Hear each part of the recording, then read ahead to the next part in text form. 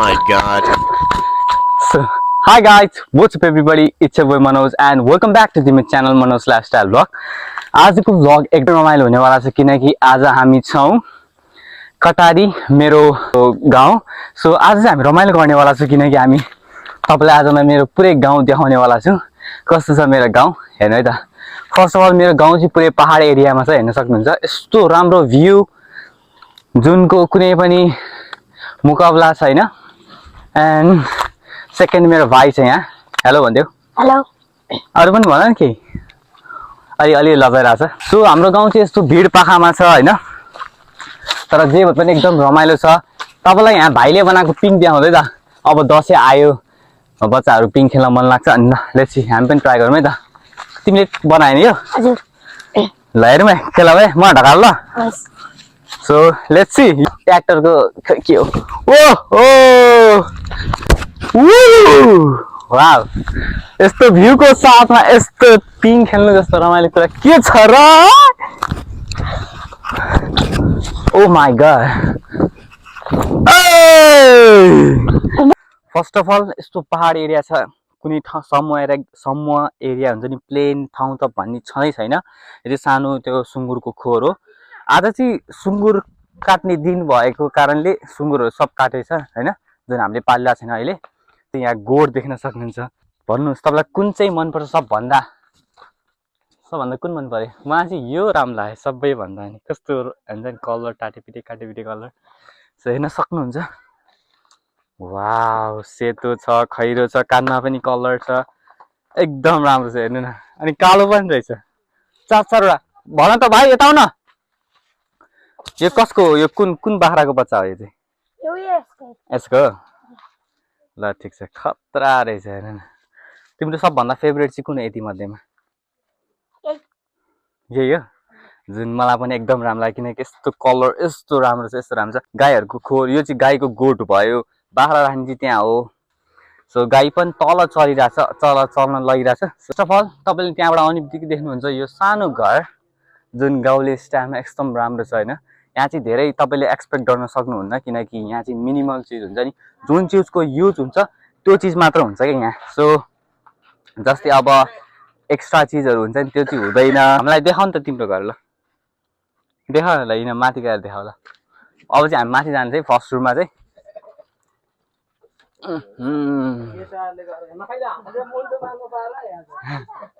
यो चाहिँ टाढ भन्छ हामीले चाहिँ होइन. यहाँ चाहिँ सामानहरू राखिरहेको हुन्छ.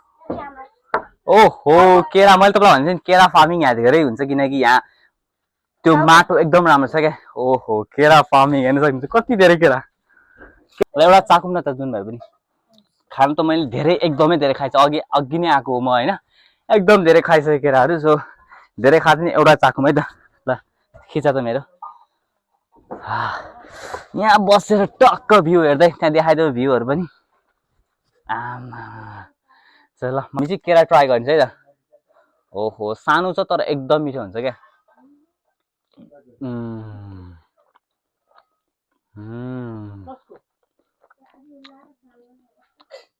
एकदम मिठो, गुलियो.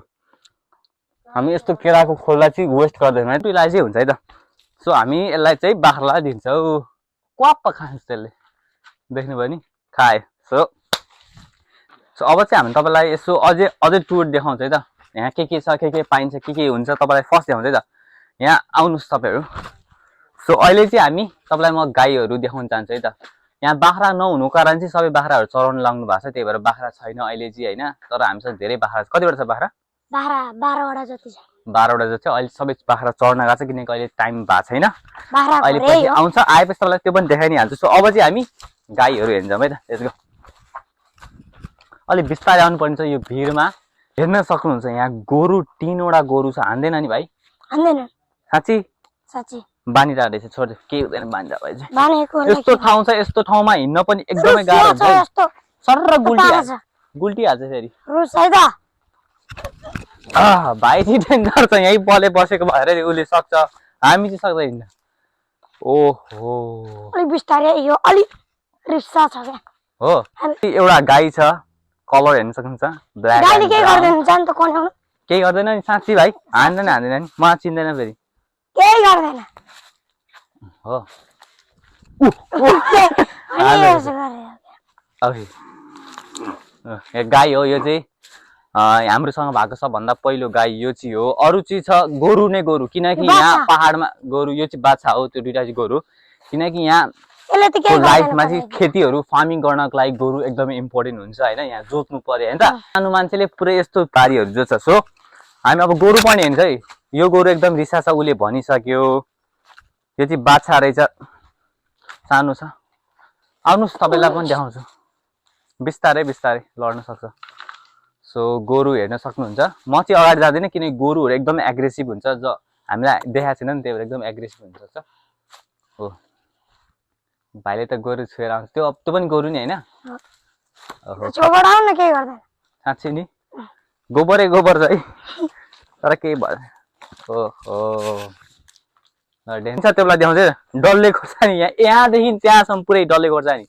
अनि निबुवाहरू छ सो हाम्रो गाउँमा सबभन्दा धेरै खेती हुने चिज भनेको केरा हो अनि के छ अदुवा अनि मास अनि गत हो त्यो चिजहरू चाहिँ एकदमै धेरै मात्रामा चाहिँ उत्पादन गर्न सकिन्छ यो ठाउँमा किनकि यहाँको माटो एकदमै राम्रो छ सो हाम्रो काकीले चाहिँ एकदमै राम्रो फार्मिङ गर्नुभएको छ हेर्न सक्नुहुन्छ पुरै यो चाहिँ डल्ले खोर्सानीको खेती गरेको छ यहाँ चाहिँ होइन नखान एकदमै पिरो हुन्छ यो खोर्सानी एकदमै पिरो हुन्छ सो यहाँ पुरैमा चाहिँ खेती नै रहेछ डल्ले खोर्सानी खेती फलिरहेको रहेछ होइन अनि त्यहाँ निबुवा पनि देख्न सक्नुहुन्छ त्यहाँ निबुवा छ नि देख्नु भएको छैन म तपाईँलाई राम्रोसँग देखाउँदै सो यस्तै हो हाम्रो गाउँ एकदम रमाइलो छ तर भिड पाखा छ यहाँबाट लड्यो भने एकैचोटि तल पुग्छ तल तल हेर्न सक्नुहुन्छ नटिपन यत्रो सानो किन टिपे ल ठिक छ ए त्यत्रो धेरै फलाएर रहेछ आमा केही मतलब होइन डल्ले खोर्सानी रातो रातो भएपछि यति पुरै फलिरहेको छ यहाँ देखाइदिन्छ तल यहाँबाट गुल्ट्यो भने सिधै तल है गाइस सिधै तल रोड पनि अडिने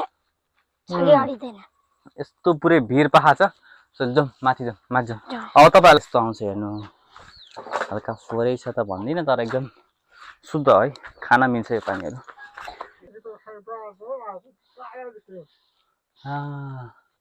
गाई गोरुहरूको लागि चाहिँ घाँस काट्नु भएको छ उहाँले हेलो मम्मी खोइ हाल्नु भन्नु हेलो एकछिनपछि हामी मम्मीलाई भेट्ने छौँ कहाँ जानु भने भाइ ल हिँड तिमी जहाँ जान्छौ म त्यहीँ जान्छु है एउटा कुरा के भन्छु नि म चाहिँ यहाँ नआएको करिबन म जन्मेदेखि वर्ष दिनमा चाहिँ मेरो मम्मीहरू माइग्रेट भएर चाहिँ काठमाडौँ जानुभएको थियो सो त्यो टाइमदेखि म आफ्नो गाउँ चाहिँ आएको थिएन फर्स्ट टाइम आयो भएर मलाई एकदम इन्ट्रेस्टिङ होइन सो सबै चिराहरू एकदम नयाँ नयाँ लगाइरहेको छ जुन म जन्मेको ठाउँमा आउँदाखेरि होइन सो भाइले चाहिँ मलाई कहाँ लगिरहेको छ भने एउटा राम्रो ठाउँ छ जहाँबाट भ्यू हेर्न मिल्छ अरे क्या सो लेट्स गो हजुर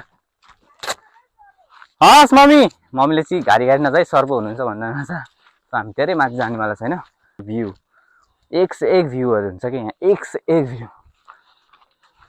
कहाँ जाने भाइ